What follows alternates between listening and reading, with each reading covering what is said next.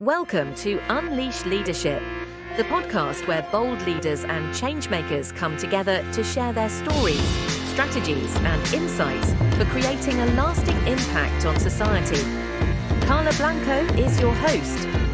For over 28 years, she has been navigating the complexities of the corporate and government worlds, a journey that's taught her that authentic leadership isn't just about climbing the ladder. It's about lifting others as you rise. Along the way, she uncovered the unwritten rules that drive success, the ones no one tells you about, but that can define your career and legacy. On this podcast, she'll sit down with extraordinary guests from around the globe, leaders, visionaries, and innovators who are leaving their mark on the world. Together, they'll explore their journeys, uncover their tips and tricks, and dive into the challenges they've overcome to inspire you to excel in whatever you're facing. Whether you're climbing the corporate ranks, building your personal brand, or leading change in your community, this podcast is your space to grow, learn, and unleash the leader within. So grab a notebook, get ready to take action, and join us on this journey to unleash our leadership potential. Before we dive in, make sure to follow Karla on Instagram, LinkedIn at Karla Blanco Coach, Karla with a K, and YouTube at Karla Blanco Show to stay connected and get even more leadership tips and updates. With us today, Kevin Elworth. He is a renowned speaker who delights in making the complex simple with his storytelling style. He is a fan of audiences everywhere who live challenged, encouraged, and motivated in their pursuit of what comes next. He is an author. His book, Breaking the I Can't Cycle, is sure to compel you toward your own determination and drive to accomplish more. Because so many are fearful or frustrated that they may not ever be able to achieve that thing in their life. But they can. They just need to believe in their own potential. Welcome, Kevin. I'm so pleased to have you here joining Unleash Leadership podcast. It's an honor for me to be with a renowned speaker as you. Would you mind sharing with our audience about your story and Yes. all those obstacles that come with our journeys? Most certainly. Thank you so much for having me on the show today. I really appreciate it. It's a pleasure to be here, to get to know you, to get to know your audience a little bit. So my story is one, like so many other people's, one of resiliency and determination and just getting through the hard moments of life and, seeking to accomplish or arrive at the place that, you want to accomplish or wherever, each of us has an opportunity to be able to decide the outcome of our life. And whether we decide that or not, we're going to arrive somewhere. So honestly, you might as well decide to arrive somewhere on purpose. Wouldn't that be so much better than just arriving somewhere on accident? And so that's really kind of what my story encompasses today. Do you want me to just dive right into it? Yes, but I would like also for you to share with us when was that breaking point Yeah. or breakthrough of knowing if I don't take ownership of my life, I will may land in something that I don't want. So from where Yes. that Oh, ownership wow. comes. So please go ahead and deep dive. Yes. And so like so many stories, it encompasses a lot of years and a lot of like aha moments. I think I didn't really make that shift to unleashing my life. I like your language there, but I didn't really make that shift until 2022 when I decided I was going to quit my job and get out of like the consistent paycheck world and venture off into an entrepreneurial field. In fact, our whole family right now is in entrepreneurial work. I think we have 4 LLCs in our home and 2 nonprofit organizations. And so we're really in that zone. But it was a decision of like so many different things that led up to that point. And one of the major breakthroughs that happened for me happened back all the way back in, it's been a decade now, 2013 14 is when it really started in that pathway of something's got to change and something's got to be different. And let me just talk about that for just a minute because Yes, please. it culminates in 2016. Okay, so go with me on this journey. So we're Yes. walking into a maternity ward at a hospital in St. Petersburg, Florida. And, typical maternity ward, you look through the windows and there's these babies, right? And I see this baby girl, and she's like ghostly gray. And I literally remember thinking a prayer: God, whatever's going on with that baby, I pray that you just help her. Mm. And not knowing what the implications are, not knowing what was going on with that story, but it was going to come very personal for us in just a few minutes. Let me tell you how we got to that maternity ward. So that story takes us all the way back to 2014 when my wife has a conversation with me and she says, Kevin, can we adopt a baby girl? And can we go through a private adoption scenario? And conjuring up all the determination I could inside of me, I was like, yes, let's do it. Wow. Not having any idea what we were in for or what the huge obstacles that were coming at us, we ventured into this world of private adoption. Now, the reason we got to that spot was because my wife couldn't have any more kids. And so she had this desire and this aching desire to have more children. And so we started down that field. And the first step came with these cases being presented to us. Do you have any idea how expensive it is to adopt privately in the United States today? No idea. I know it is expensive, but no idea.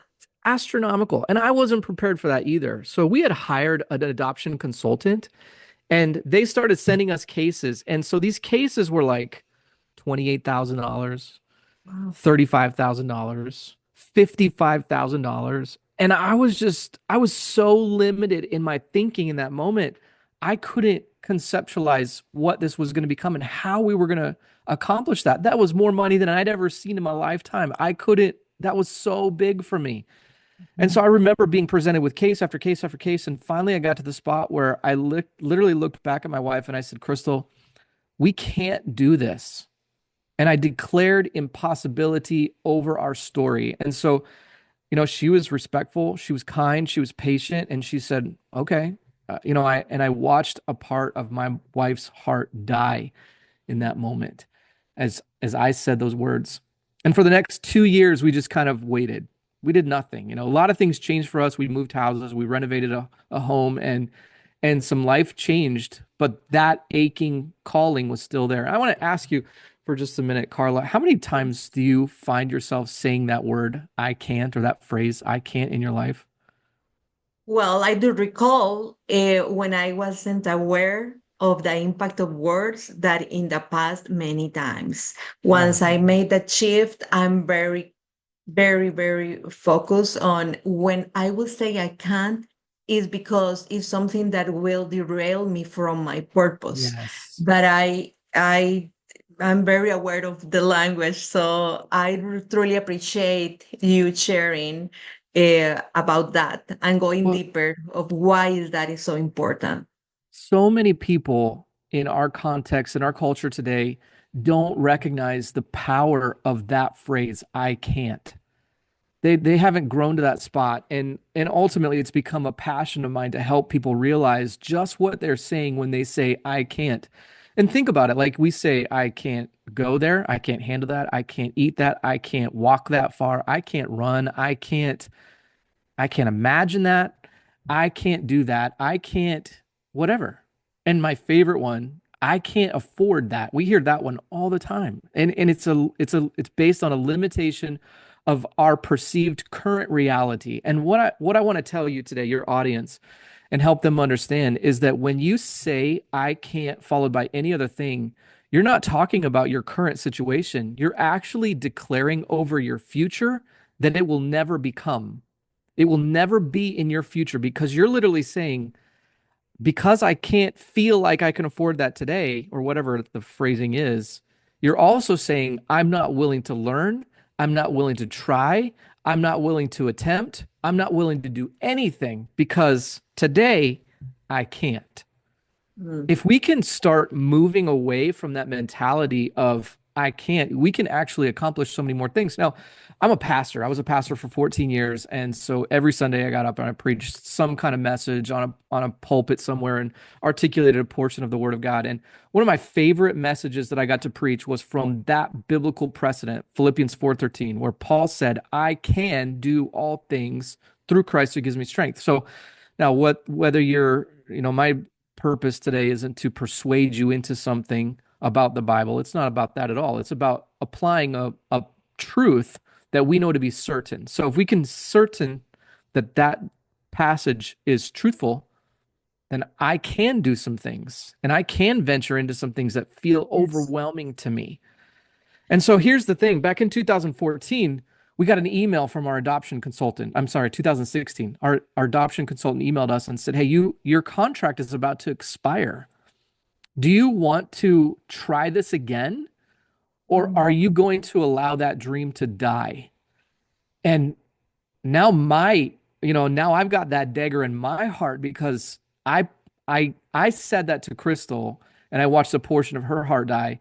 Now I'm being presented with a new opportunity again, and I get to have a new opportunity to say, okay, even though it's still expensive, even though it's overwhelming to me, do I still believe that this is impossible, or could we try something here? So I said yes. And you'll resonate with this, Karla. John Maxwell says that success is found on the other side of yes. Yes, And so exactly.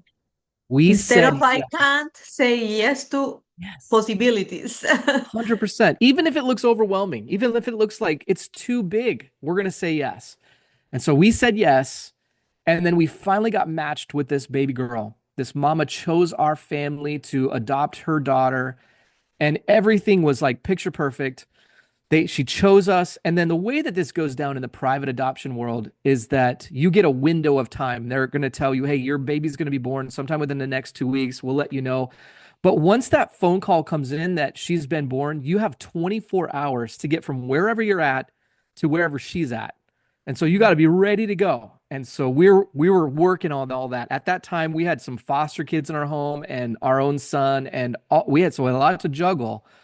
And so we were keeping tabs on the flights and on how we were going to book all this stuff and where each one of our kids were going to go so that when that phone call came, we could just execute and get on a plane.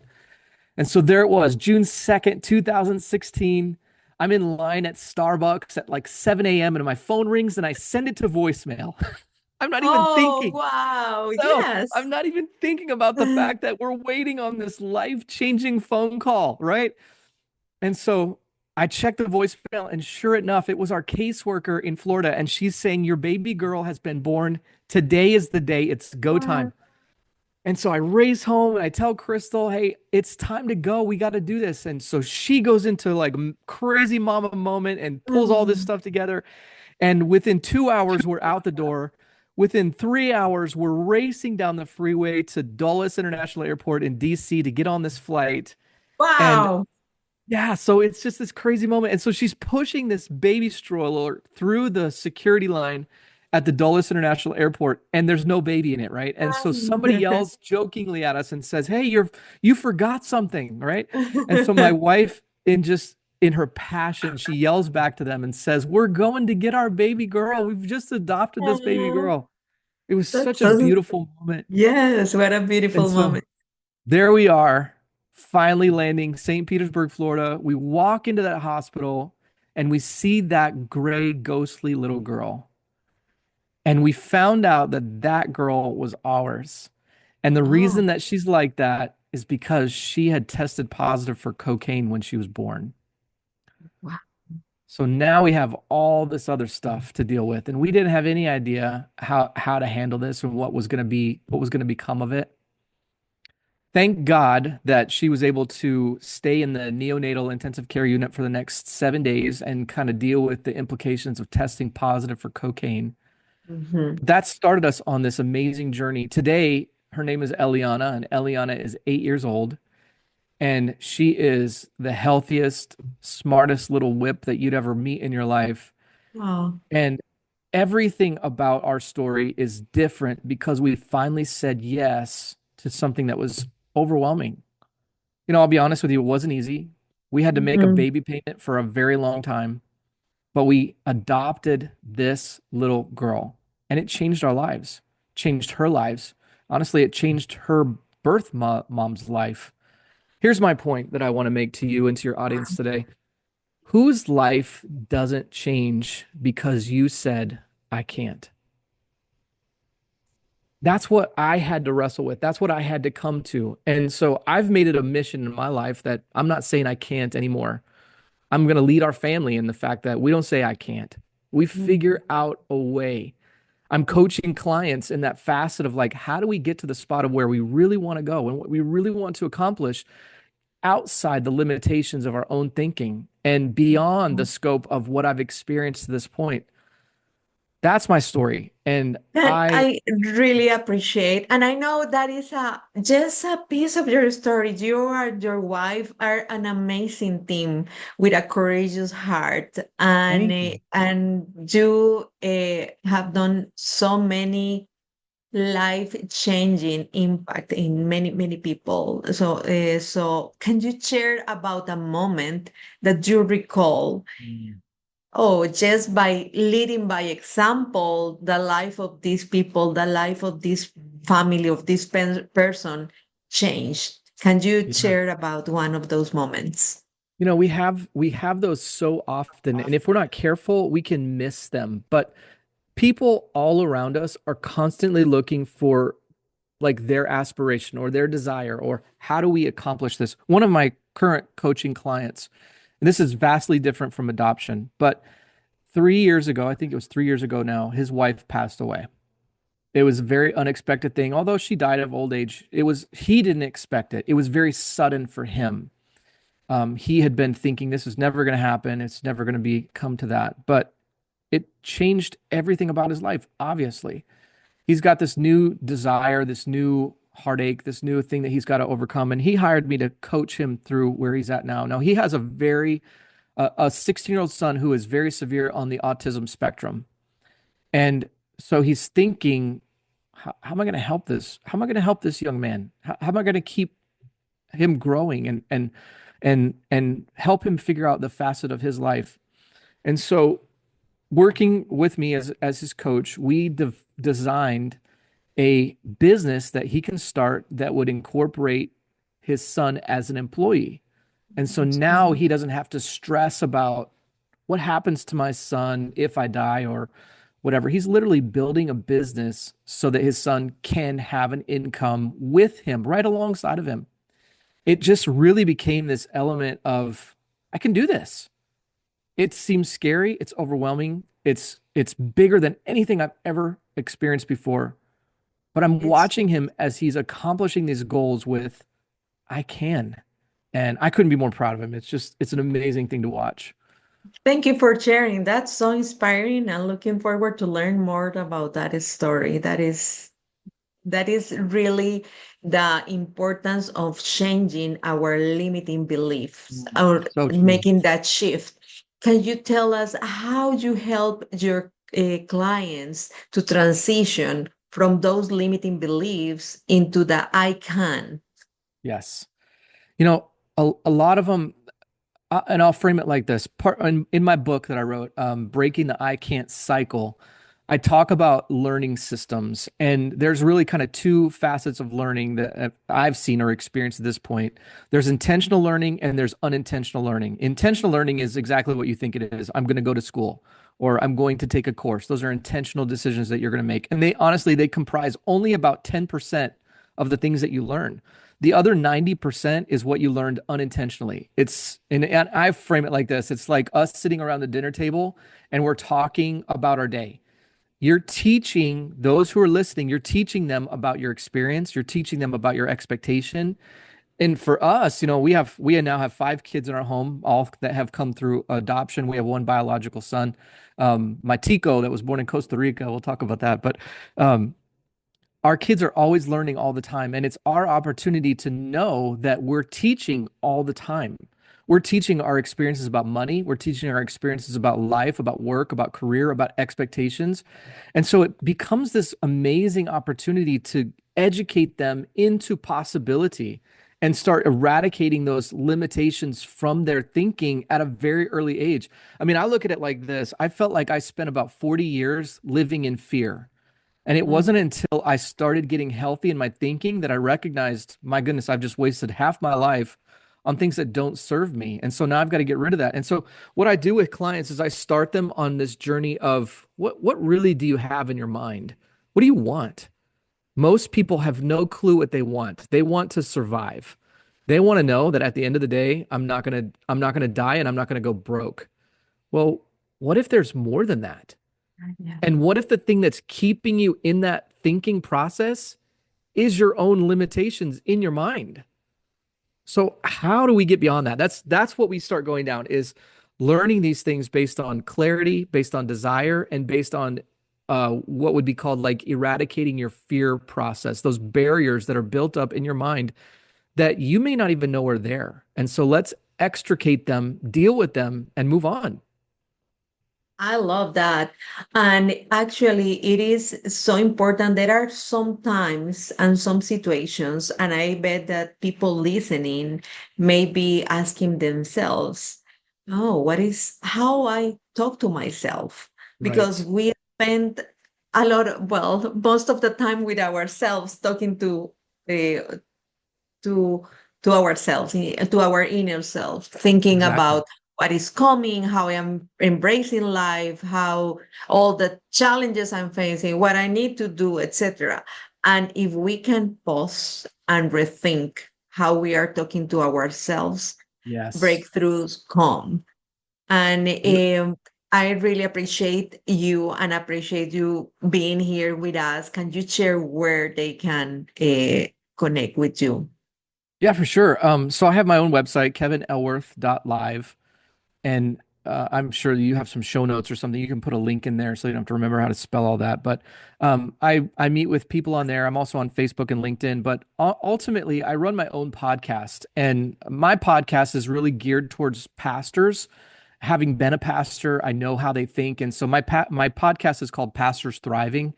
And I deal a lot with mentalities and thinking processes. And I remember actually just the way that you just framed what you just said about self-talk. I did a podcast show about a year ago where I dealt with the most important voice in your life. And everyone knows that. I mean, maybe you don't, but the most important voice in your world is your own voice. It's the things that you tell yourself. You are your most convincing critic. And if you can change the way that you talk to yourself, you can change so many things about who you are. You know, I do this practice with some of my clients and I tell them, I want you to spend 60 seconds and just look at yourself in the mirror. We that is almost traumatic to think because we don't do that. We do, we look in the mirror to correct something, right? Getting my hair, I gotta brush my teeth, gotta put my contacts in, doing makeup, whatever. We don't look at ourselves in the mirror and actually investigate what we're seeing. But if you can actually look at yourself, say something to yourself, you can change so many things about who you are. So that's a great point, Carla, about self-talk. Very important. Thank you. I will pause to see from where the light is coming, All right. and I will edit this part. But thank you so much. Give me a second. Yep. I don't know what is going on with this. Can't win. Okay, we'll close all That's the better. windows. Is this better? Yes, Let's that's see. better. It's so funny. Yes, that's better. It was another window. Oh, thank you, Kevin. Yes. Okay, so let's go back to our conversation. I truly appreciate and I enjoy a lot learning from you. And can you share a little bit more about your book and the gift that you have for the audience? Yeah, sure. So my book, Breaking the I Can't Cycle, is I just deal with just that. In fact, my goal is here. This is December 16th when we're capturing this. My goal is to have this to my publisher by the end of the year. So I got like 2.5 weeks to get this done, and Christmas week in the middle of that. But I've got to wrap this up so that I can get this out to an audience who need this. There are so many people who they don't even know that they're fighting this, and yet there's a limitation that is blocking them from what they really want to accomplish. And it's just my goal to help people recognize that you can get beyond where you're at by dealing with the fear mentalities, the thinking patterns that you have. One of my favorite concepts in that book is that I'm not sure exactly what I called the chapter, but dealing with the issue of contentment and potential.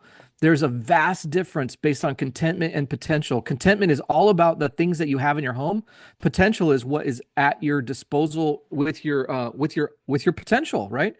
And so if you are not maximized in your current setting, then you're limiting your own potential. And that actually is putting a limit on your life. You can do so much more once you trust the outcome that you have inside of you and then take the steps into what that needs to become and where that needs to go. So I'm really excited about getting this in the hands of the people. And then the gift that I have is really designed for pastors. And so I apologize if this doesn't hit you or doesn't fit you. That's Um, perfect. We have I people from everywhere around the globe, so I bet many people will take advantage. Well, I love that. And so what I've done is I've just put together a little resource called Seven Ways to Break the Indifferent Coma of Your Church. And let me read that again. Seven Ways to Break Your Church Out of Its Indifference Coma. What I'm seeing today is I've interacted with a lot of pastors, a lot of churches today, and they're dealing with an audience or a congregation that just doesn't care. They're just very apathetic. They have an indifference about everything. Nothing really matters to them. And so pastors are saying, how do I fix this? How do I get my church to wake up and get on fire and actually care about something? And I'm seeking to do that. I'm working on a my own program right now called the Make More Disciples Challenge.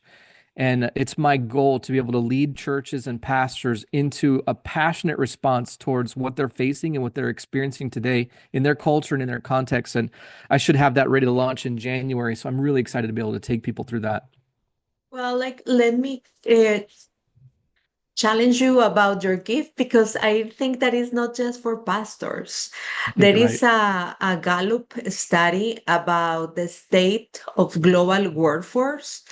Mm, And they found that just 23% of the global workforce is engaged, means is committed. wow. So is really passionate about going to work. So I bet your gift will help any leader around the globe to get Wow. ignite that fire on their teams. So thank Man. you so much for that. And thank you Oh, thanks for for your service to humanity, to humankind. Thank you well, so thanks for much. telling me about that. You've given me a new idea with it. So this is good. Yes, yes. Well, we are reaching the end of the time together. It's been so enjoyable, but I don't want to leave without you sharing about your experience in Costa Rica because Yes. many people from Costa Rica will listen to this amazing story and your service. Thank you so much Oh, I for love that. it. Yeah, thank you. So my wife and I, when we first got married back in 2003, we decided that we wanted to be missionaries. And so we were going to Latin America, and there's a renowned Spanish institute in San Jose that we were going to learn Spanish from. So the Spanish Language Institute is in San Jose, and so we went and attended school there. And while we were there, we went with my wife already. She was pregnant, and so we were going to have a baby down there. And it was a phenomenal experience. We absolutely loved Costa Rica. We have our own little Tico now, and we get to go back. We've gone the last 2 years just to visit, and for Austin to get to see, some of where he's from, and what is Tico life like. I absolutely love Costa Rica. My plan is to go as often as I can every year, to experience life there and to kind of keep those roots alive. And now my son has this bug to want to live there, and I Ah, fully that's support that. He's nice. Love it. Why not? But man, I absolutely love Costa Rica. It's a great place. Well, he has an extended family. You should tell him that. I love Yes. that. Thank you. Thank you so much, Kevin. Pura vida. Pura And vida. yes, can you share with us what Unleash Leadership means to you? Man, I that's such a great question, unleash leadership. To me, when you ask that question, I literally think of limitlessness. We live life in handcuffs. We live life restrained to something. And if you can figure out what is holding you back and remove that, that to me is unleashed leadership. And to Absolutely. connect that to the John Maxwell facet of life, everything rises and falls on leadership. And if you can get to a spot where there was nothing hindering you, nothing holding you back, man, that's limitless life. So it's a good pursuit to get after. I really love it. Thank you so much for your time. Thank you for sharing your wisdom with us and moving from I can't to I can. I really appreciate that.